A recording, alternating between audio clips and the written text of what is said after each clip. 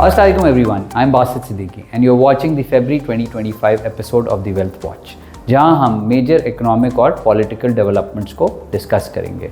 फरवरी 2025 के दो major takeaways थे।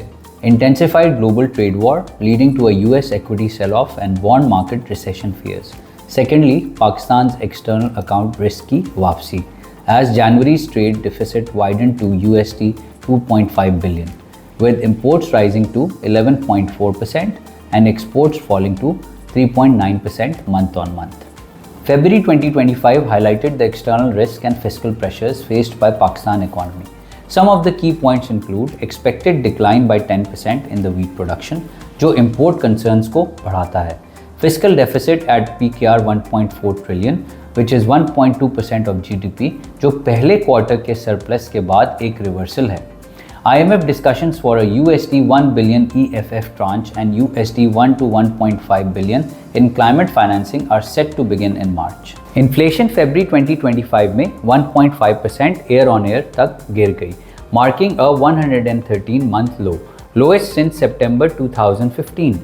Core inflation 8.9% पे स्टेबल रही. Inflation SBP के 5% से 7% टारगेट रेंज में अलाइन होता दिख रहा है. मौजूदा मॉनेटरी साइकिल के दौरान फरवरी पहला महीना साबित हुआ जिसमें यील्ड कर्व में अपवर्ड शिफ्ट देखने में आया. 3 मंथ, 6 मंथ, 12 मंथ और 3 ईयर यील्ड सेटल हुए 11.85%, 11.75%, 11.61% और 11.79% पर, showing slight month on month increase. 5 year yield stable रहे at 12.24%.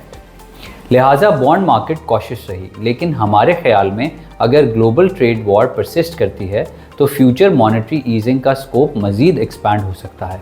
इक्विटी मार्केट ने फरवरी में भी नेगेटिव परफॉर्मेंस दिखाई.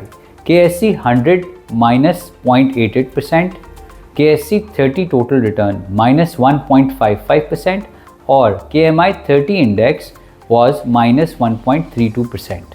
ट्रेडिंग एक्टिविटी वीक रही.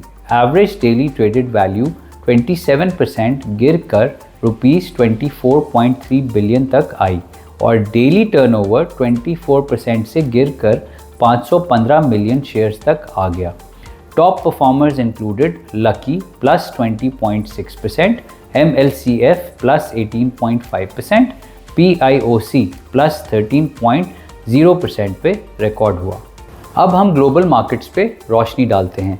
जहां यूएस मार्केट ने डिक्लाइन फेस किया, वहां यूरोपियन मार्केट्स में पॉजिटिव ट्रेंड देखा गया. गोल्ड प्राइसेस स्टेडी रहीं, जबकि ब्रेंट क्रूड में 4.7% का डिक्लाइन देखा गया. जापानीज येन 3% अप्रिशिएट हुआ against USD as bank of Japan ने हॉकिश स्टांस मेंटेन किया. हमारा फोकस स्टॉक और बॉन्ड मार्केट्स में स्ट्रॉन्ग गेन्स पर है और रीट्स एक प्रॉमिसिंग ऑल्टरनेटिव बनकर सामने आ रहा है. अगर आप इन्वेस्टमेंट करने में इंटरेस्टेड हैं या कोई इन्वेस्टमेंट एडवाइस चाहते हैं तो हमें कांटेक्ट कर सकते हैं. अब हम आपके सामने अपनी लास्ट मंथ की फंड परफॉर्मेंस रखते हैं.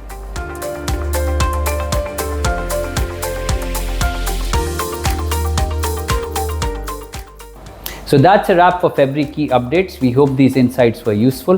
See you in the next episode. Khuda Hafiz. For more information, you can call us at 0800 00 887 or SMS invest at 8027. All investments in mutual funds and pension funds are subject to market risks. Please read the offering documents to understand the investment policies and the risks involved.